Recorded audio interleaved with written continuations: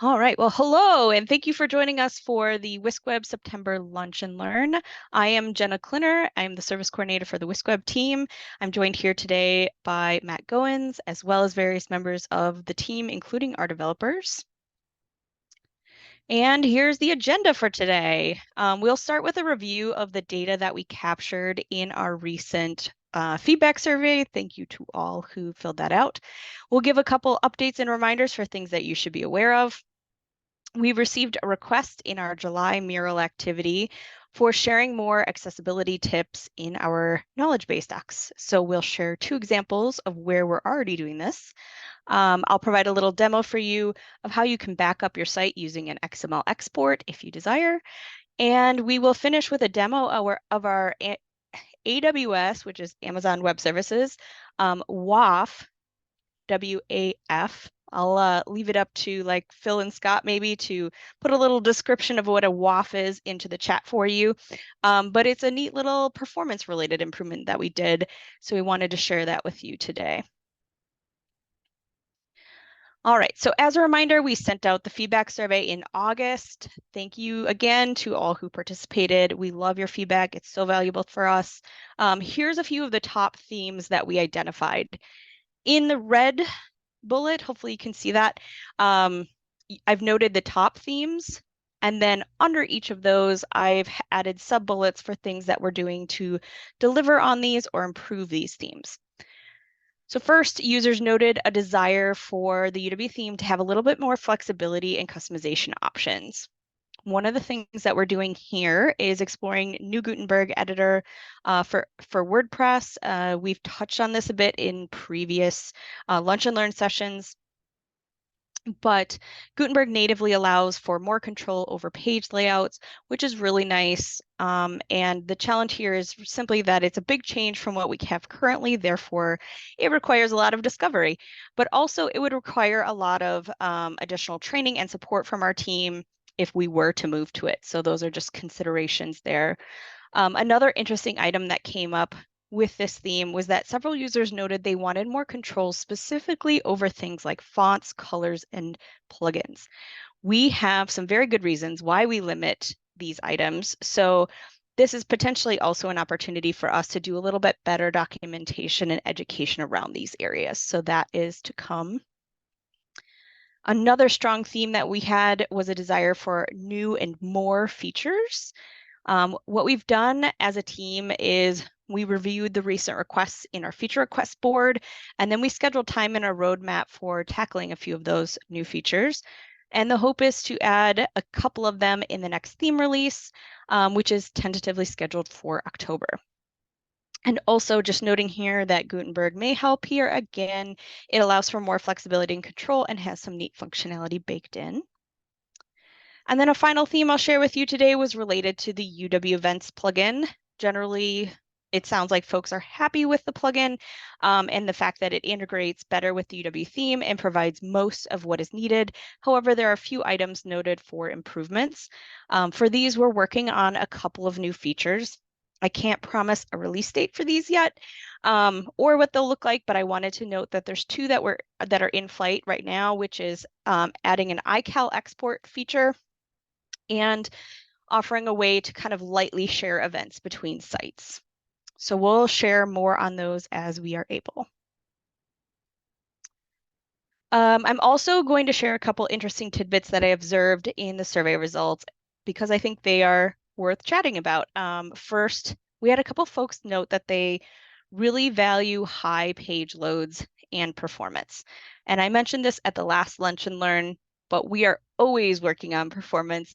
So you can rest assured that it is always top of mind for us. But in order to give you a little window into what we do, we are sharing a demo today of our newly added AWS WAF, which I talked about earlier, which does impact performance.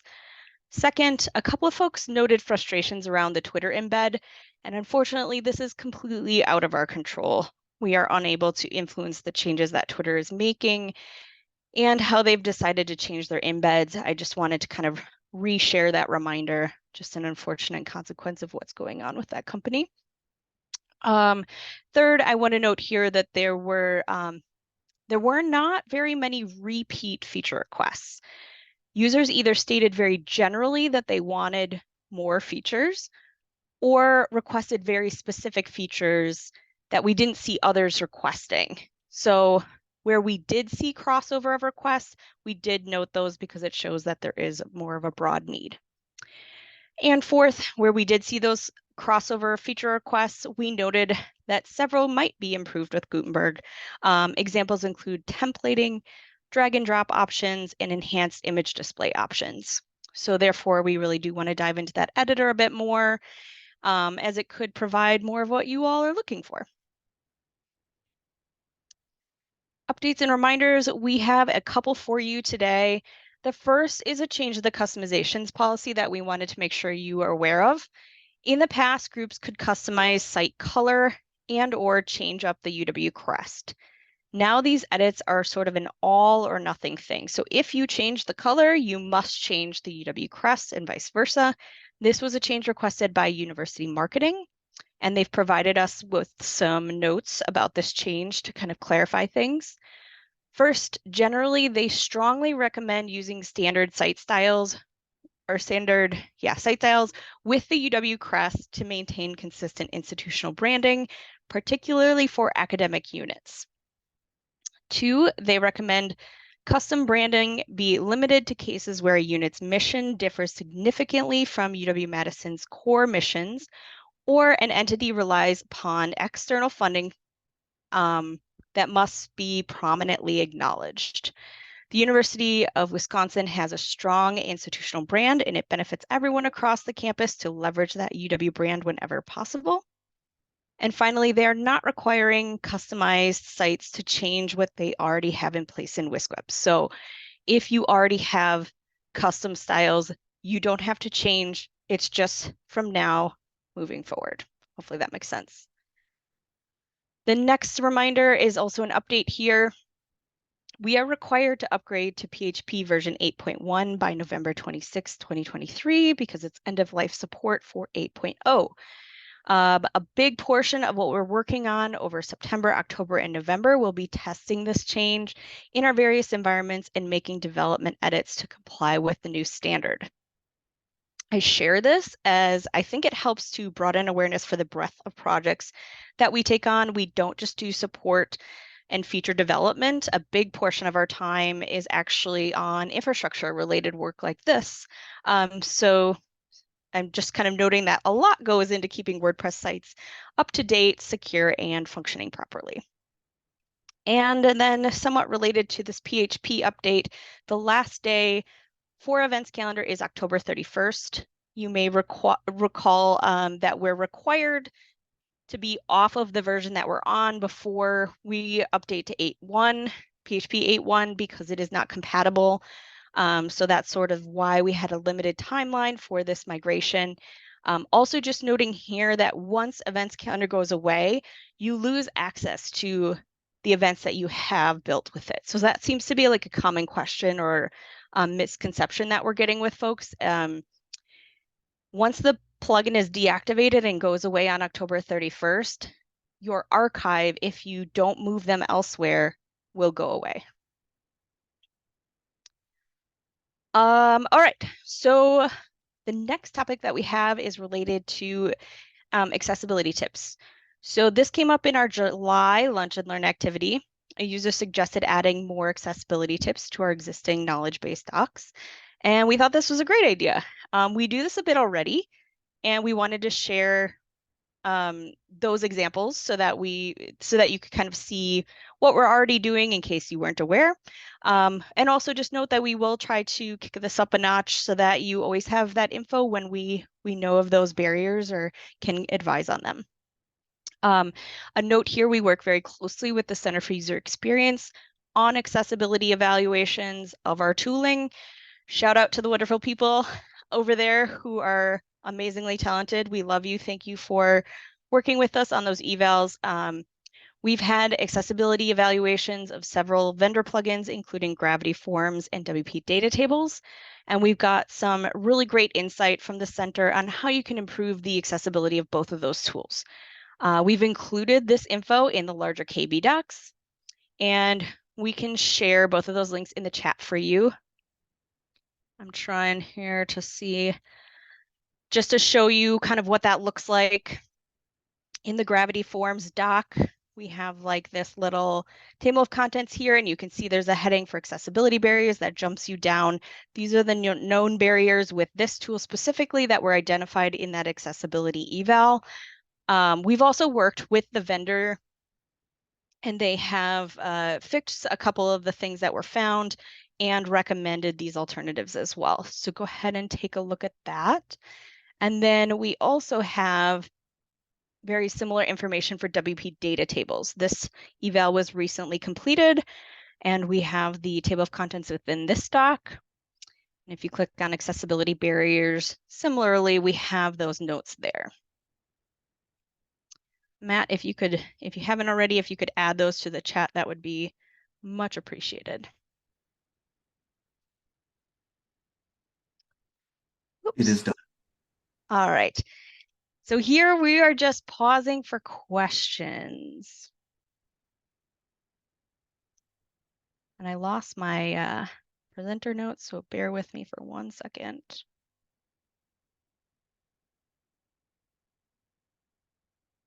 All right, so pausing for questions on things like the feedback survey results, the updates reminders, and these accessibility tips.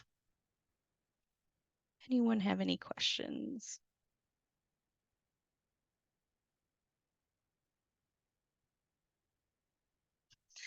Quiet crowd today.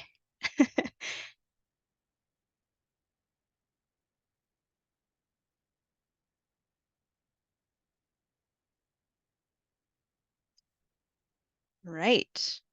Well, if you do have any questions that pop up, feel free to add them to the chat and we will try to answer them as they come in. But we will move along to demos here today. So the first demo I have is related to something that came up in, I want to say it was in our feedback survey. Someone mentioned that they wish they had a way to create a simple backup of their site. They were going to be doing some massive changes to their site, reorganizing things. And in the event that anything got borked, they were just like, it would be nice to know that I have a backup just in case. Noting here that we do backups as part of the service. We have a KB doc here that outlines the backups that are just happening behind the scenes for you. So that's always available, but I do recognize that that's not as easy for you to capture. So I wanted to share this option that's available in all WordPress sites. I'm going to switch over to my test site here. If you go into your site and hover over Tools and Export, you have an XML export option here. It defaults to being able to export all content, but you do have some options to kind of filter that a little bit by things like pages, posts. Within that, you can even determine like start date and end date. This will download an XML file onto your computer. You can save that in the event that anything happened. If you did need to use that file in any way, we just recommend reaching out to us via our support form and including that link in the form so that we know that you need to kind of get that content back. Hopefully you wouldn't need that that kind of backup option, but wanted to make sure that you all knew that it was available. We don't recommend, you don't have to be backing up every day or anything. We're already doing that. This is just for those rare occasions where you're like, I'm making a lot of changes. Maybe I just want to have a copy in case I do something that ends up breaking something. We're always here on hand too if you want to chat with us. Reminding folks under our support link here, we do offer office hours, and that's another great opportunity to get help if you need it. Any questions about that?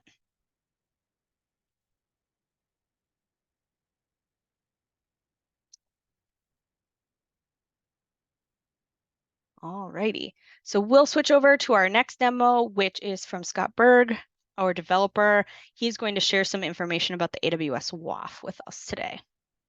Yeah. So Jenna kind of touched on this a bit earlier. that there's a lot of stuff that kind of goes on behind the scenes to run all the websites that WiscWeb runs. And we'll just kind of go over a little bit of that. We'll give you a little peek behind the curtain. We're going to be talking about the AWS WAF, which is a tool that Amazon Web Services provides. It's WAF stands for Web Application Firewall. And just kind of the general overview is this is a piece of software that sits in front of every website kind of silently.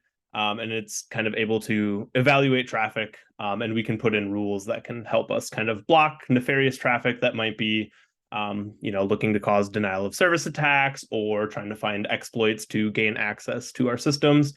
And Jenna did touch on this earlier. A lot of the work that we do, there's a lot of work kind of involved in keeping things up to date, keeping things on their most recent versions. WordPress is a very large target for kind of various attacks, because a lot of kind of old code, WordPress sites that sit dormant and people don't update them, can end up having a lot of stuff that can be exploited or give people looking to do harm access to systems.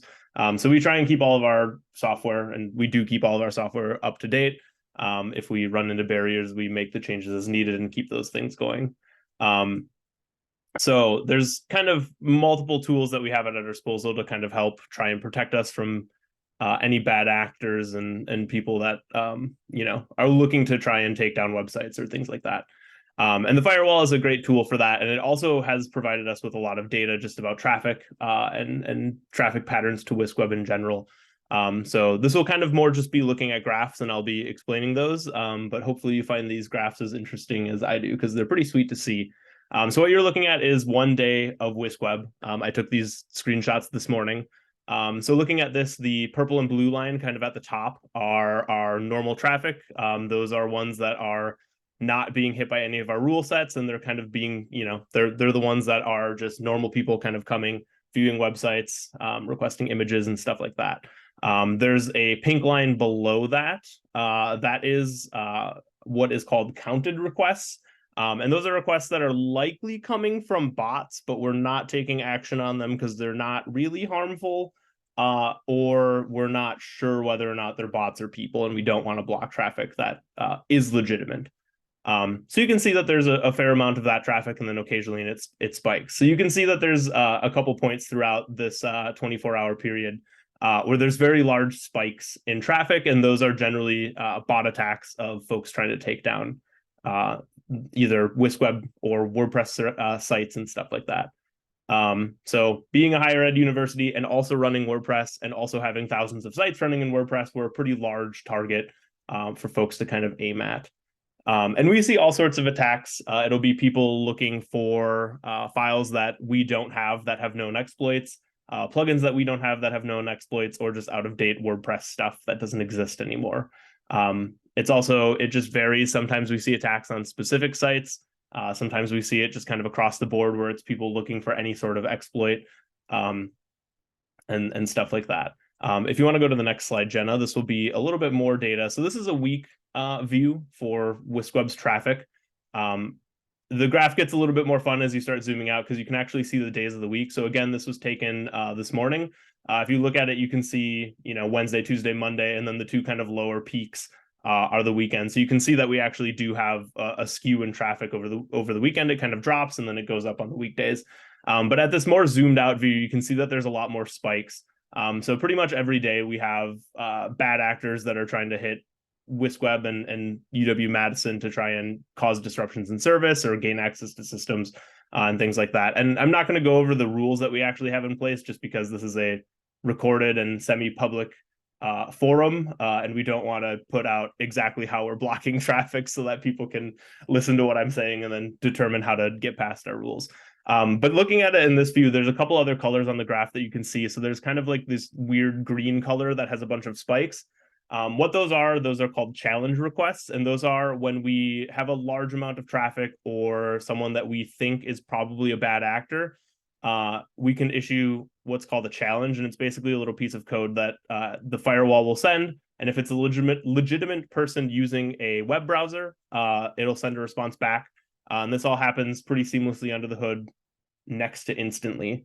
And if it's a bad actor, it'll block them. And then if it's blocked, that's what's causing those spikes. So you can see there's a lot of spikes there.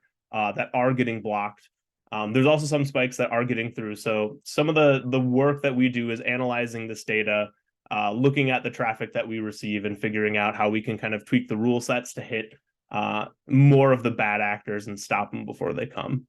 And if you want to zoom out one more time, Jenna, on the next slide, this is a 2-month view. So you can see we have some crazy spikes here. Again, the green color is stuff that's getting stopped. The other, it's kind of like a brownish black color. Those are ones that are coming from IP addresses that we've seen do bad things in the past, and we've explicitly blocked those. And you can see just how much traffic they try and shoot at our systems. Again, the kind of blue wavy line is the normal traffic that WiscWeb receives. And that usually sits at around 20 to 30,000 requests every 5 minutes. And these, you can see, sending 60 to 70,000 requests in 5-minute periods. So there's a lot of people that are looking to take down campus websites, campus services, and things like that for whatever reason they have. And this is kind of a neat look under the hood to, just kind of show off how often that kind of stuff happens, and that we're always kind of working to try and one up the bots that are attacking our systems. So there's a lot of stuff that goes on behind the scenes to help protect your websites. And the other part of this is it is performance related, because by denying this kind of traffic, it leaves more resources for normal kind of service of the websites. So if anyone has any questions about that, feel free to ask in chat. If they do need to be taken offline for security reasons, if you want to kind of discuss that more in depth, I'm happy to answer questions as well. But yeah, if anyone else has anything to add, feel free. Otherwise, I think that was a great overview. Thank you, Scott. Yeah. Let's see. Give a moment in case there's any questions in the chat. Did that make sense to folks? Kind of what that WAF is doing?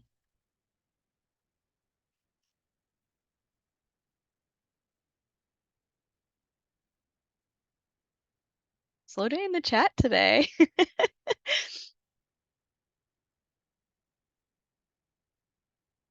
Not seeing anything come in. That's mostly what we had today. So if there are questions about your sites, about upcoming features, go ahead and Any general questions. General questions, yeah. You can either post in the chat or unmute.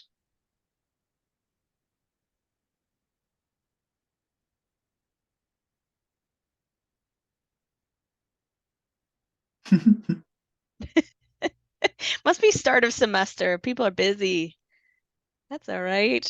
We can always wrap early, but we're here if you have questions and need them answered. Thanks, Phil. Phil's making sure the chat worked just in case. No tech issues.